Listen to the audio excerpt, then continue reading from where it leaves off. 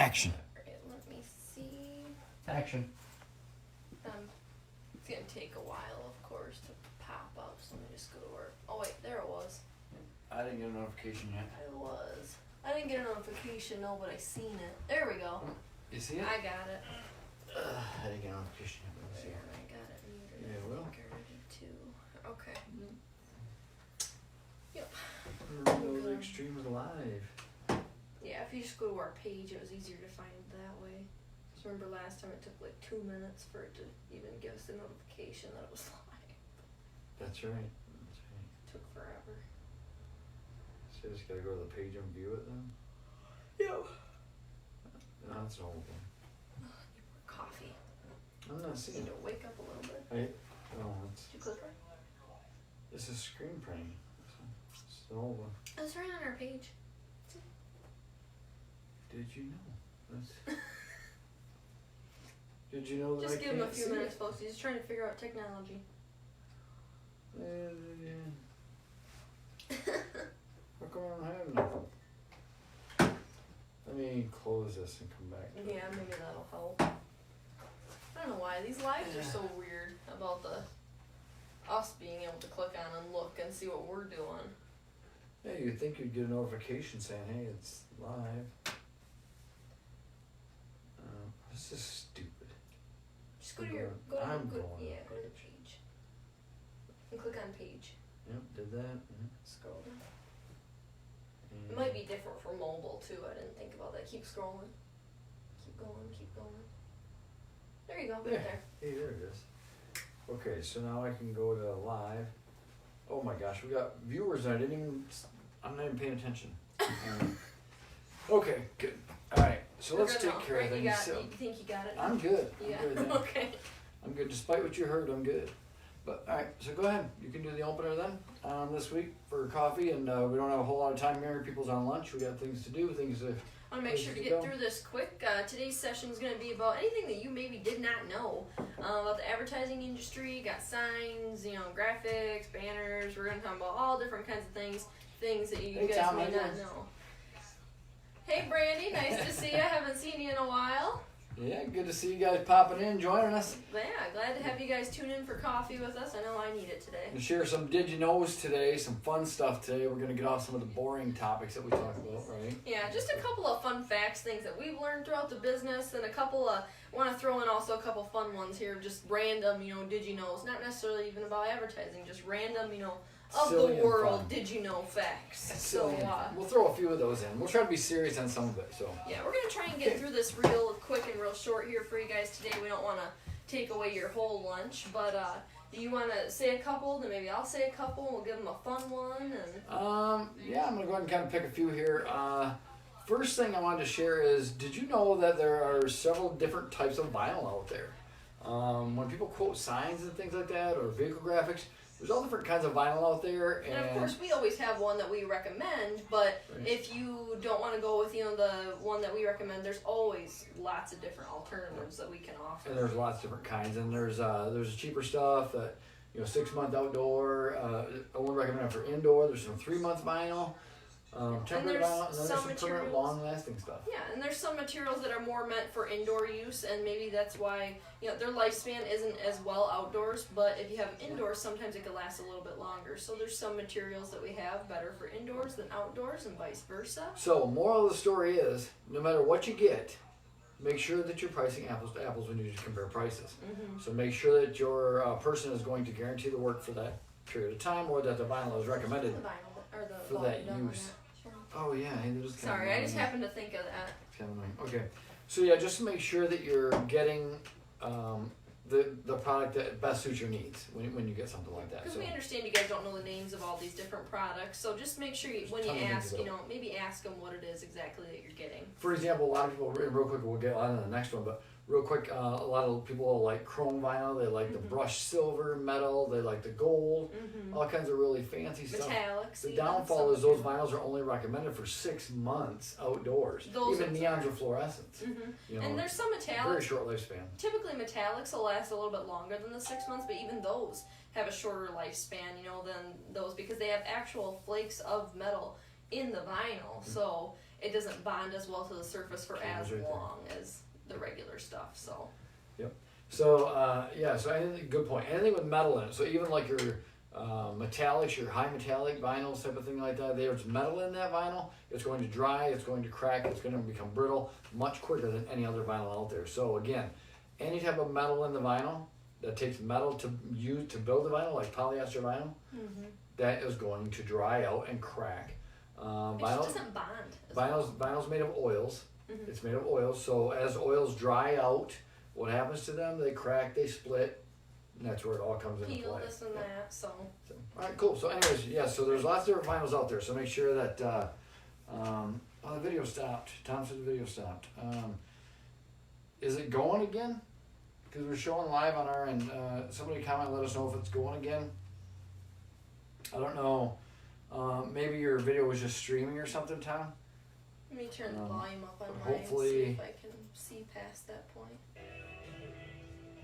Hopefully it's picked back up. Yeah. Don't want you guys to miss all the did you knows. So Yep, it is still going. Yep. okay, still going. Okay, So just it wanted to should be double check live. ours. So maybe it was just streaming, Tom. So all right, Artie's joining us. Keith Fox joining us. Cassandra, hi guys, good to see us. Okay, so that was one. Did you know? Yeah, What's so next? Anyway, next on to the Did You Know is, did you know that there are multiple different forms of art files besides just a JPEG, a picture, or a PDF? There is. There is, yes. And a lot of people think that it's either, oh, do you want me to just send you a JPEG? And some people don't even know that we need it in a certain resolution. So there's lots of different art files that we use as graphic designers for lots of different projects. We'll use one for screen printing, use one for print work, some for banners, it all works differently. So some of those different file types that we use are AI from like Adobe Illustrator. We have EPS, again the PDF, the JPEG. We also sometimes use a lower resolution JPEG for certain things if we know it's going to be for like a small ad. Sometimes a smaller JPEG will work for that. We have separate files for embroidery. Is there anything I'm forgetting? I feel like there's something. TTF files. Yeah, that's the TIFF. No, TIFF too, no, but there's yeah. TIFF. But I'm talking files in general. I mean, there's TTFs, and I'm sure everybody's familiar with Word document files and Excel files and things like that type of thing. But there's lots of different files when it comes to artwork, and it can get very confusing because there's so many different kinds of files out there.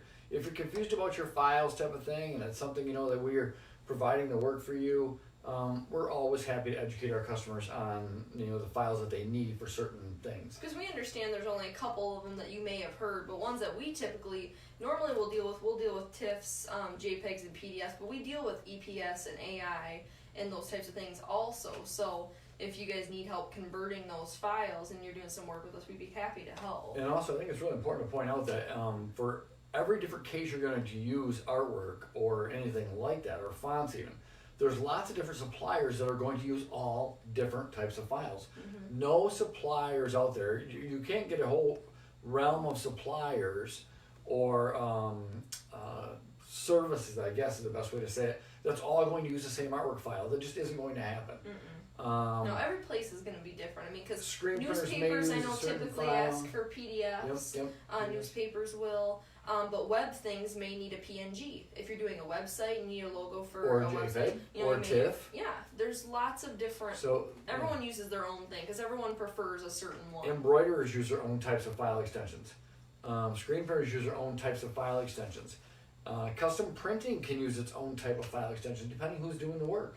Especially if you're like you doing said, something like newspapers. that's more than just a flyer. If you're doing a brochure, sometimes they want like a multi-page PDF, or they want a TIFF file, but they want them all separate. There's so many different products out there. I mean, why would it? It's just you can't use just one file type for Right. everything. And even sign companies use their own, or prefer. We have our own file extensions that we prefer. Yeah, and to sometimes too, it's not just because that's the type of file they prefer. Sometimes it's the only file that their design program they're using to Accepts. make your product will accept. Like our Photoshop, I know works best when we make files with TIFFs. When we convert them to TIFFs, it works best for Photoshop. But if we use one of our other design programs like Corel, And that's a lot. sometimes It's- AI it's a lot of EPS information. might work a little easier. So So basically, what it boils down to is, there's all different kinds of file formats out there. If you're confused about what to use, and you're one of our customers, let us know. We will walk you through the whole process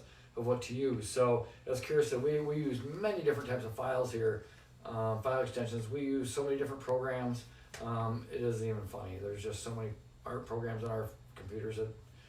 But anyways, regardless, one thing to remember too is that when a file is provided to you in a certain format, some companies can convert that to a format that they can use. Very rarely does that happen, that you can convert a file to a format you can use, but the downfall to that is a lot of times the file will be broken down and it will be changed or converted in the conversion process. So the file doesn't come out looking the way that it did or the way it's supposed to originally. So that's why you can't always convert them to another file type, because I've had that happen before where someone's tried to send me a JPEG and I've tried to convert it to, EPS or an AI or whatever, and sometimes the colors it doesn't work with the colors, however they saved it as a JPEG. Right. So it's very tricky process. It can be colors, it can be the whole entire image that changes during the conversion process. So be very, very careful when you're dealing with trying to convert an image from one format to another format, because a lot of times, not always, but a lot of times it doesn't work. So always good to have the original file. So on to the next topic. Did you know? On to the next topic. Did you know that it's argued that rubbing alcohol can actually cause problems when applying graphics, as opposed to using like just soapy water or something like that to clean your surface? And why do you think that? Well, a lot of times they say that alcohol can dry the vinyl. So it's just like anything else. I mean, what does rubbing alcohol do to your skin when you get it on your skin? It dries your skin right out completely, and it can crack and things like that. Well, they say it does the same thing to the vinyl, that it actually sucks the moisture out of the vinyl, and it will actually cause the vinyl to prematurely crack and dry out. So just an arguable fact right there. That and again, a lot of installers still use rubbing alcohol.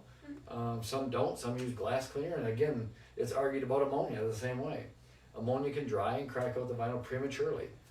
Some companies use just soapy water to prep the surface. Some people use a wax and grease remover, then hit it with the soapy water. So there's all different kinds of things come into play. But interesting fact. Did you know about vinyl application? And I'm going to piggyback off that on a fact of mine. Did you know that waxing your vehicle before getting vehicle graphics applied is not recommended? Pretty much the same reason. I wouldn't say you have to watch out for it as much as you do rubbing alcohol, or you do have to watch out for it more. Sorry, I misspoke.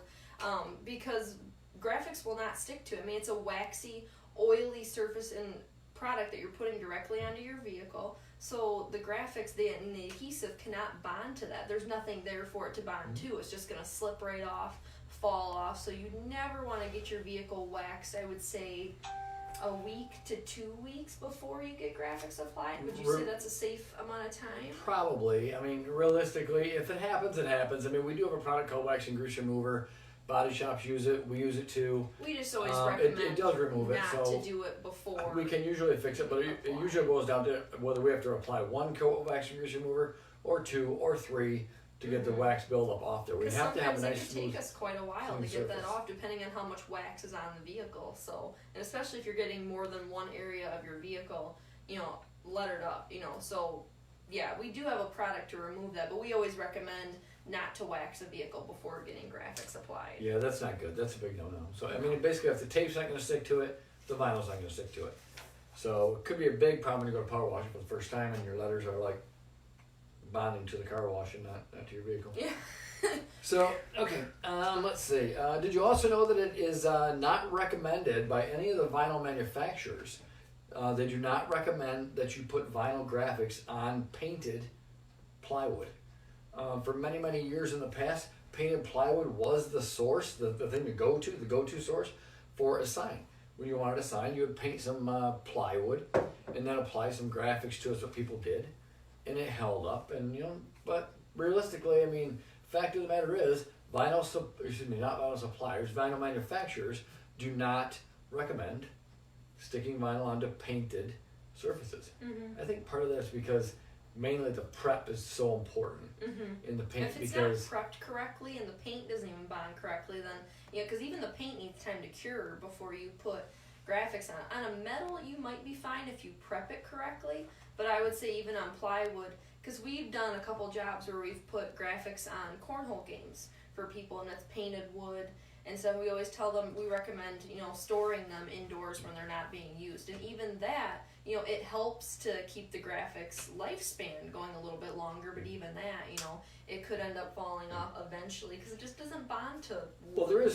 Of course it doesn't bond to the wood, but I mean, there is certain types of paint that is recommended to paint plywood with. If you're going to make a sign out of plywood and you do want to put graphics on it, there is certain specific type of paint you do need to use to make that vinyl adhere the best that it can. So if you do have plans to do that, drop us a line. There is a certain kind of paint you need to use for that. Let us know what your plan is to do with it, or how much graphics you want to put on the surface. And we highly recommend an aluminum sign product that we use. It's really top notch stuff. It's a number one industry used signboard in the industry. Mm-hmm. It's really, really nice signboard, and it doesn't rot, chip, crack, peel, any of the stuff that eventually wood does. It's I would say the best material on the market for outdoor signage today. There's lots of ways to protect wood, and some things call for wooden sign. I mean, wood signs do look great. I mean, they can really look nice when done properly, but there's lots of protectants you can put on wood, things like that to prolong. You held that one back, didn't you? It was coming, but to prolong how long the wood's going to last. So there's lots of different things you can do out there to protect the wood. So don't be discouraged on a wood sign. Just know the other avenues you're going to have to take to make it last. I mean, aluminum is just going to outlast anything. I mean, metal is just... All right, we've been serious for too long. I printed off a couple of did you know fun facts for you guys that have nothing to do with the sign business, but they're just interesting things that I thought we would share. We'll get back to more sign stuff. Yeah, we will, but I want to break the seriousness for a little bit here, and I'm going to share this one just because I'm part of this statistic. Did you know that 11% of people are left-handed? I'm part of that elite 11% of the world. Sorry to hear that. Also, a fun fact that's Which means that they are not in their right mind. Also, a fun fact that's not on my sheet here. Did you know that most left-handed people die at the hands of an invention a right-handed person made? I could not believe it when I read that. I'm like, what? Interesting. I know. Yeah, I'm going to remember that in my totally useless... I'm a left-handed person, so I take left-handed statistics very seriously. I think they're funny. Did you know that in 1878 was the first telephone book that was made, and it contained only 50 names? Wow, in 1870... I can't even remember the last time I seen a telephone book, honestly. 50 names. How many of you guys out there still use telephone books? I'm just interested to know. In 1878, who was calling people? Who was calling everybody else? Didn't you ride your horse to their house? Maybe that's why it only had 50 names. It had to be the rest of the town's like, you're crazy. It had to be emergency contacts. I mean, who? Seriously, in 1878, the first telephone book made contained only 50 names. Only 50 names? I'm shocked that it had 50. I would have expected at what time.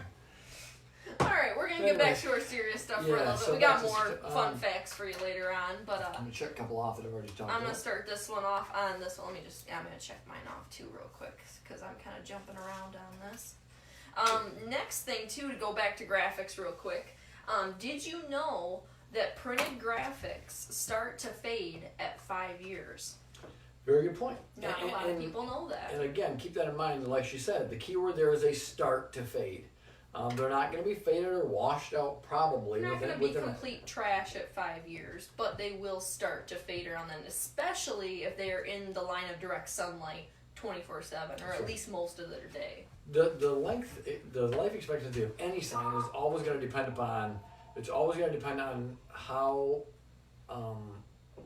much. It's all going to depend on conditions that it's exposed to, and the same goes for vehicle graphics. A lot of people say, well, you can go look at one side of a truck and the passenger door will look fantastic. You can look at the driver's side of the truck and it'll be shot and cracked and peeled and everything else. And they're like, how is that even possible? It was the same vinyl, the same material was used on both sides. Well, obviously, when he parks his truck in his driveway, One you side discover that the gets driver's more side sun faces the sun than the all the other. time, the way that he parks in the driveway, so it takes much more of a beating on the driver's side of the vehicle. So the graphics ain't gonna last as long. No. And it's the same way for a business.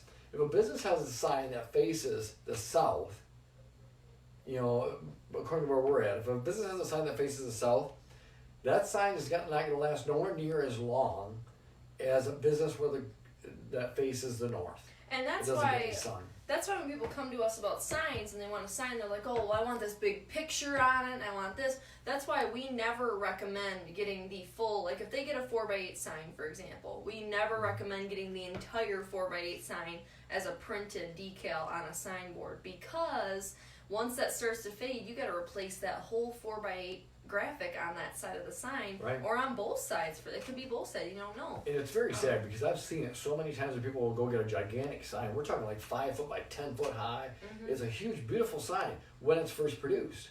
And I've actually seen them in 3 years be bleached white. Complete white, You know, just so everything you gone. can't even read the sign or tell what the business was. That was like 3 years ago. Because we do put a UV coating on our printed graphics, but that only makes it last so long. Like we said, especially when it's in direct sunlight like that. So what we recommend when getting a sign, let's say again like a 4x8, we recommend just doing a smaller printed graphic of, let's say we just did one for a power washing company where just the water drop was just printed. So that way when that starts to fade, his entire graphics will not need to be replaced, maybe just that water drop. Right. Which is Depending just on a the little conditions piece. it's exposed to. Yeah. Yes, so we always recommend that so they don't have to replace everything on the whole sign, just one little section. And I think it's important to also say that, no matter what anybody tells you out there, I mean, yes, of course, we do digitally printed graphics, we laminate them, we protect them from UV coating, things like that type of thing. And yes, they do have a great purpose out there. But I don't care what anyone tells you in the graphic industry, the fact of the matter is the technology is just not there. It does not have the life expectancy that regular cut vinyl And some does. some places are going to tell you, I put this graphic on this boat 10 years ago, and it's still, the colors still look good and stuff like that. Well, you know what? It all depends on what it's exposed to. The conditions, of course. Like a snowmobile might be okay, a race car might be okay, because they don't get a whole lot, not year round, especially in Michigan, they don't get year round exposure to the sun or to the elements. Mm-hmm. So there's different cases for every scenario, but overall, and as far as a general use every day, all printed media starts to fade at 5 years or less. It starts its fading process, and the colors become very dim. Mm-hmm. And again, that can be with the best laminate on the market on these graphics. It depends on the exposure to the elements. And quickly to end that note too, I think that's why we are so concerned about printed graphics when we have people approach us about that, is because we know what state we live in. We know that it could be any of the 4 seasons at any time, and you never know when they're going to end. So we have a 6-7 month winter sometimes. So we especially want to make sure we're giving you guys the best product for the state that you live in as well. Right. So what's the next thing on your list, would you say, for Did You Know? Let's see. Did you know? I have a really important did you know to share with people. This is one that I think a lot of people don't understand or even think about. But it's so important, especially in an emergency case. It's going to be very, very important. Did you know that if you put your vehicle name on your vehicle, such as a rear window, side windows, even the side little windows of a truck or whatever, you put your name on that, your business name rather, you put your business name on that truck, and that truck is insured through your insurance company under a personal vehicle. Did you know that there's a very good possibility, if you get in an accident with that vehicle, that your insurance company may not cover that vehicle because it's being used for commercial use? What do you know? I'm If a learning stuff vehicle, today too. if a vehicle is being used for commercial use and you have it insured personally, there's a very good chance that your insurance company, you may want to check with them, that they will not cover your vehicle in the case of an accident because it's being used for commercial use. That is so important. And also on that note too, when speaking to them, make sure and ask them about commercial insurance, because in a lot of cases, commercial insurance on your vehicle will be cheaper than personal insurance. And if you use the vehicle most of the time, almost all the time for commercial use, why not put commercial insurance on it? It's going to save you some money. and it's going to protect your butt in an accident. So a lot of people, they will put magnets on a vehicle to avoid that. They'll put a magnet on there when they use it for commercial. They'll pull the magnet off when it's personal. The downfall is, again, the same problem.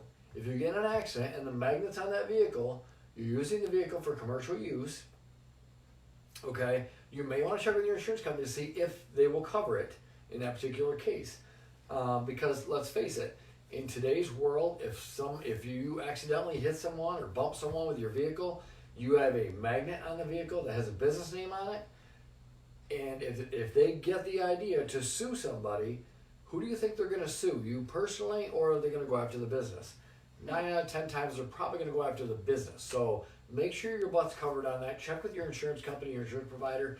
Make sure that they are going to cover you if the business name is on your vehicle, and check and see if you have commercial insurance. It's super, super important, and do it now. Do it right away before something happens. A lot of businesses also will try to make their business sticker this big, okay, on their window, which is fine. And I think that in most cases, I would have to believe that that's probably going to work. If you make the business name really small on your window, I really think that your insurance is going to have a hard time battling that, because I could take and put a sticker on my window of my vehicle advertising your business, just because you did Work my for me work, or whatever. exactly. You did work for me, so I wanted to show appreciation. I put your business name on my vehicle. Boom. Not that I own the business, but I'm advertising for you, and that could be a whole different ballpark, because if I'm advertising for you and I don't own the business, then I can't be using that vehicle for commercial use for you. You know what I mean? So maybe my insurance will probably cover it then, because it's more of an advertisement for you for another business, not for one I own. So I'm sure there's all kinds of stipulations, but one thing that we did find out is that a lot of insurance companies will not cover you if you have your business name on a personal vehicle and are using it for commercial use. It's a very interesting. Did you know? I didn't know that. I don't know about you guys, but I didn't know that. So I thought that was very interesting to hear. And most people don't until an accident happens. Like you said, it could save your butt in a situation like that. So I'm really glad. Good point. And that could that could also go for personal property that you have that being used for commercial use. If you have a business where you operate and you use personal property of some kind in your business, and if something happens to that caused by your commercial business, check with your insurance provider, see if they're going to cover that. So, yeah, good point. Otherwise, you could be out a lot of money. All right, next, did you know? Did you know that sometimes, and I'm sure you've heard this saying before, less is more. You don't always need to fill the entire space. And I don't know about you, but I had a huge problem with that, and still do sometimes when designing flyers, especially, because flyers, you have a whole 8.5 by 11 sheet, you gotta fill with all that space. Sometimes necessarily you don't need to always fill every single little itty bitty crack and cranny or whatever. I can't talk today. Every inch, every square inch. Yes, exactly. Because sometimes less is more. If you make it too busy, people are not going to know what to focus on. And let's face it, as Americans, we're lazy. We don't want to take the time to read something or to read all this information. So sometimes less is more. Make it easier for the eye to focus on one or two things, to get that core information, and then you'll really grasp them a lot easier. And like you said, that's something that even we still struggle with too. I mean, I think every designer struggles with that at some point. Because we're worried about dead space. Depending on what they're working on. But again, and I know so many industry people out there that suffer from that so bad. I mean, so many designs I see out there, whether it be signage or vehicles or flyers. Especially with how advanced they crowd it with so much information, and it's just so busy. I don't even know where to start reading. Especially with how advanced design programs are getting nowadays. They're allowing us to do more and more and more every day. So with all these abilities, we're like, oh, I can do this and that and this and that. Well, you don't always need to do that. Simple sometimes is still the better way to go. Yeah. I'm going to use another quick one here and then go on to some fun stuff. Okay. And then get back into yours, because you have a lot bigger points than I do. I just got a couple quick ones. Okay, go ahead. Another quick one, too, I want to let you guys know. Did you know that phone numbers on T-shirts may not always be the best idea? Great point. Good point. Especially if you're going to be giving these to, not employees necessarily, but if you're going to be giving them to family, if you're going to give them out at events. It's just people feel To like be a warned. walking advertisement with a phone number on there. So sometimes a website maybe or a Facebook page may be a better alternative to a phone number. For some reason, people just tend to not wear a shirt that has a phone number on it as often as they do a brand. So, for example, if you had a shirt out there and just throwing a brand out there, if you had a brand of shirt of Tommy Hilfiger or whatever, you have no problem wearing that shirt, advertising that name. And that brand. Okay. But if it's your buddy's construction business with a phone number on it, you feel like you're a phone book ad, and you don't want to wear that. You're kind of, some people are embarrassed to wear that in public. And they shouldn't be, but they are. Even if it's a nice looking logo, if it has a phone number, it feels like a telephone book ad. Or you feel like a walking placemat, right? Mm-hmm. And like I said, sometimes a better way around that, and it doesn't always work, but I've seen for the most part, it's a better alternative is adding a website in substitution of a phone number. Or just a little Facebook icon or whatever, something that shows them somewhere else to go and look for you. And for some reason, I think people have a much better acceptance of websites. Yeah. They don't feel as I don't know if phone it's because booking they or think maybe placemat. people don't write down websites as much as they do phone numbers. And the websites are usually very small on the shirt. They're not, you don't want a big and flamboyant website on there, bigger than your logo. Just make a nice logo on it. Make the shirt nice and clean. It's doing its job still. It's getting your name out there. That's what this job is. The job is not. Remember, advertising is not about placing an ad, getting phone calls. From this right. product you put on this one. It's about just being in front of people's eye. Yep, it's just getting your name out there. And again, if you have not went back and watched our video that we did on was it logo design we did? Wow. Was it? Hi guys, sorry I've seen quite a few people join recently. Hi Brandon, Shane, Melissa, and Carla. Nice to see you guys. Ben, Gary. What was it? Advertising or logo design that we did a video on that. We talked about people calling on an ad when you place an ad. I think on print work. On our print work video, I believe. If you haven't had a chance to go back and watch the other videos, I think it was either advertising or logo print design work. or print work or something. I don't think it was. I think it was print work. Or We'll be doing a video coming up on advertising and marketing, and we'll have some interesting things to share with you on that. But today's just kind of a fun day, a did you know type of thing. So that was a very good point, though. Shirts, yeah, people just don't tend to wear them with phone numbers on them. So give that some thought when you're thinking about a shirt for your business. Don't put the phone number on there. Just a suggestion. I think you'll get more wearers out of it that way. And now, unless it's for you and your crew only. That's if it's different. for you and your crew only, then it becomes a uniform. It's a little bit different. If you're handing shirts out with your business as Christmas gifts to the family and to the kids and all kinds of things, you want them to actually wear them when you're not watching. Don't put a phone number on them. No, you'll just have much better success. All right, you got any fun facts you want to share with us? Yeah, I got a fun fact to share. How about... I don't know how it gets much better than that telephone book one. I'm telling you. I that was just kind of messed up. I don't believe that one. But, did you know that an elephant's ears are used to regulate its body's temperature? I could see that. Yeah. No, I couldn't. Did you know that the average person will spend 25 years asleep? Unless that person's Kira, then it's going to be more like 30, 35. Which is weird because I'm only 23. So. But this is a great one. This kind of ties along with another hobby of ours. And we also are disc jockeys as well and do music type of thing. But it's very interesting that, the first MTV video that ever appeared on the air. Do you know what it is? What it was?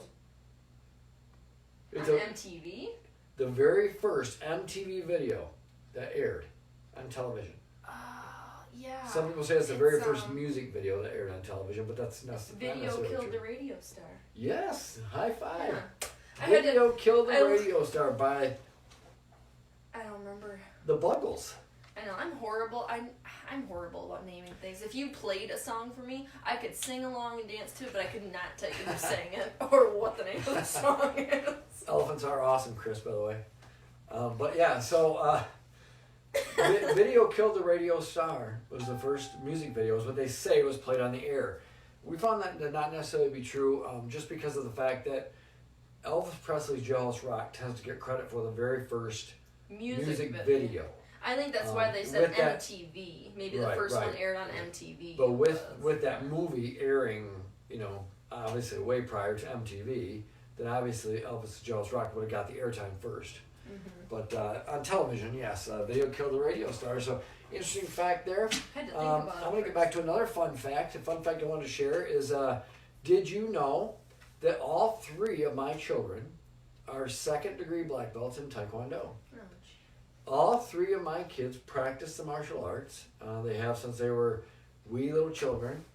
And they all hold second degrees in Taekwondo. And I'm very, very proud of each of them. And they are very good fighters. Very good fighters. So they put their best into it, and we're very proud of them. Just a fun, did you know fact that I want to do a little dad brag there for a minute. So. Oh, stop. Yeah, listen to her. Okay, so what else do we have on Did You Knows? Gonna piggyback on that real quick. Did you know both of my parents are second degree black belt? Their entire family I didn't is know second that. degree black belt. Just had to share that fact. If he's gonna dad brag, then I'm gonna kid brag. So. Yeah. All right. Gosh, I'm trying to think because I have so many funny, cool I'm things. gonna throw a serious one in while you're doing that. Oh wait, hang on. I want to do a couple. Okay, I got one. Did you know unless food is mixed with saliva, you can't taste it? So without saliva, you're going tasteless. Yeah. I'm kind of interested to see, like, if that's actually. I don't know. I don't know if I necessarily believe that or not, but How are you gonna test it? Yeah, I don't know how I would test it either. So I guess I can't argue with that. Whatever. And I got one more, and then we'll go on to that. Did you know, and I found this very, very interesting, did you know that 8% of the population of people have an extra rib? I did hear something like that before, yes. I thought I've heard about that before. It's an extra bone on the bottom part of their ribs. But yeah, 8% of people have an extra rib. I have a fun fact. Everyone out there